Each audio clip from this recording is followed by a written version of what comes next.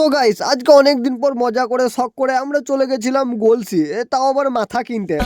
তো চলো ঘটনাটা তোমাদেরকে একটু জামা প্যান্ট খুলে বলি।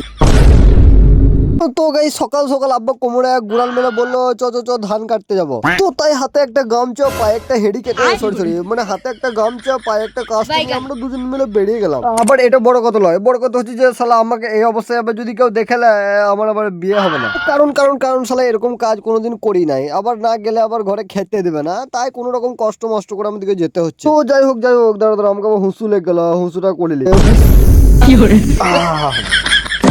তো যে যাই বলুক বলুক শালা মুতের মতো কোনো শান্তি নাই, মুতে জানটা ঠান্ডা হয়ে গেল। তো তার কিছুক্ষণ পর আমরা ফাইনালি হাঁটতে হাঁটতে পৌঁছে গেলাম আমাদের মাঠে। আর ওখানে গিয়ে দেখি শালা একটা লালা চুদা আগে থেকে আমাদের ধানগুলো কেটে দিচ্ছে। শালা ওরা আমাদের ভুইবে মারবো, শালা কিলি মেরে দেবো।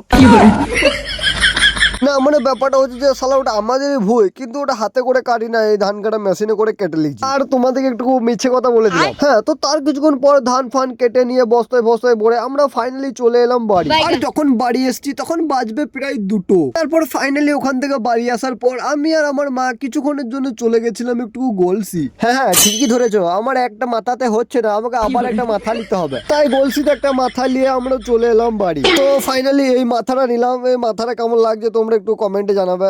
মাথা মানে হেলমেট। আর চলো সবাই ভালো থাকো, সুস্থ থাকো, আর শালা বেঁচে থাকো। টাটা।